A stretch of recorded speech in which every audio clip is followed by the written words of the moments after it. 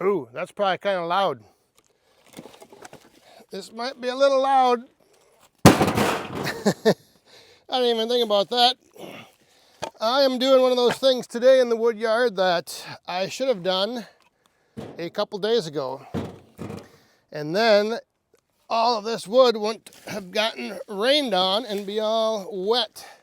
Ah, there we go. But anyway, it's just going up for future boiler wood. I had some comments after my last video about building up the base of ashes inside the boiler. There were a few comments to put some bigger wood in, to mix some bigger pieces in. So that is what I'm going to get ready. And I've got this end of the boiler wood pile over here is some of the oldest or most seasoned. So I figured I would get some of this cleaned up.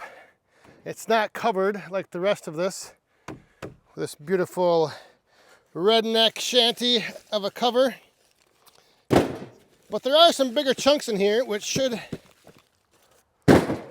work good for potentially getting a little better coal bed and bed of ashes built up in the boiler. Ooh, in the firebox. Some of this stuff, I think when I first started this pile, so the pile that I split last year or whatever, I started over here, and I think I'm on a pallet right now, but I think this end of the pile is just built on top of like some brush, like an old brush pile. So I kind of do want to get this stuff cleaned up first, at least get it in to some totes so that it's ready to go up to the woodshed when I need it. And then, so everything from here over is like in chronological order of most seasoned, and then that stuff's about the same, and then way down on the end is the pine that I split a couple months ago. So that hopefully won't be until next spring that I'm potentially digging into that stuff. Depending on how much I burn this winter. But some of these pieces, these are some nice big chunks. The chunks and hunks. And no, I was not referring to myself with the hunk. Oh! Ooh, yeah, this is some, what is that, mulberry? That stuff is really old. So this is just one of those things that's, it's kind of a crappy day here. And like I mentioned, I wish I would have done this a few days ago, because then this wouldn't be all wet. But what can you do? Yeah, here's where the pallet ends. So now I think, the broken pallet, I think underneath here is just a brush pile.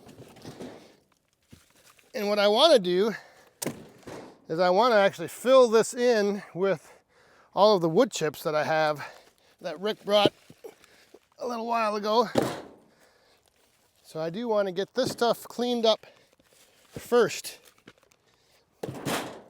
It'll be interesting to see if there is a difference in the amount of ash and coals that I get from like bigger chunks like this compared to some of the smaller stuff I have been burning, or like this piece right here.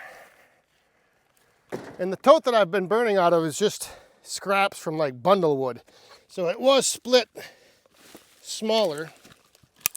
But I mean, you know, it all burns. But yeah, there was a comment saying, mix in some bigger pieces, some bigger chunks, some true boiler wood. So we shall see. if this will make any difference. I do appreciate all the feedback that I did get from that video. A couple people actually sent me messages on, or commented on Facebook that have Crown Royal stoves. One guy was saying that he had his first year, he had the same thing. A few weeks after starting it up with the water coming out, another guy directed me to a Facebook group that's, just dedicated to Crown Royal stoves. So that was pretty cool. So it was just nice to get that feedback. And that's one of the nice things I like about social media, is that if you've been around the channel long enough, you know I'm not one to claim I am an expert in anything. And so I like to be able to just say, like, I don't know what's going on here and I don't know what I'm doing.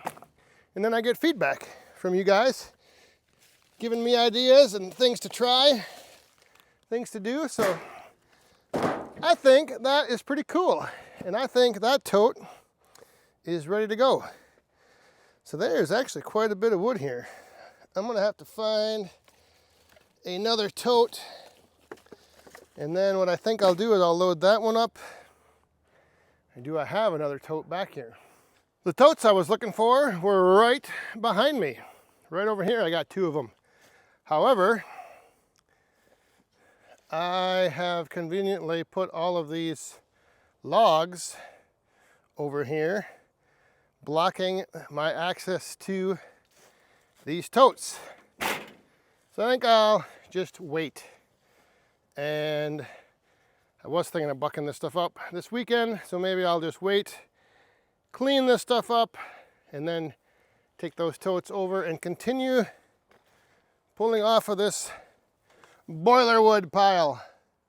So I mentioned Facebook a little bit earlier. And one thing about Facebook is tomorrow night on the Back 40 Friday Night live stream, I'm going to have a guest on who runs and moderates and admins. He's the founder of a group on Facebook dedicated to like solo stoves and fire pits, tabletop fire pits, all that stuff. He runs an awesome group over on Facebook. I think some of you are possibly members of it. It's the Solo Stove Enthusiast Club or something like that.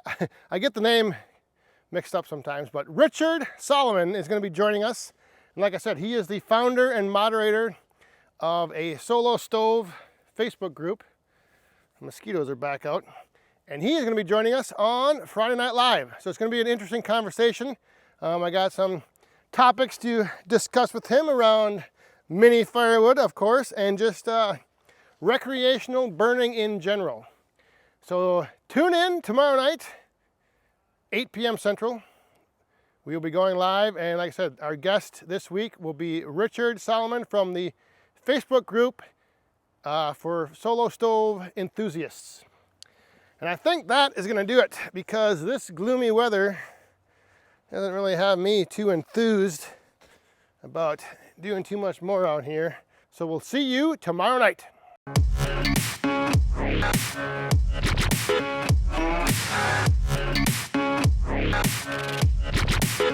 I've been a real bad boy on the town all night.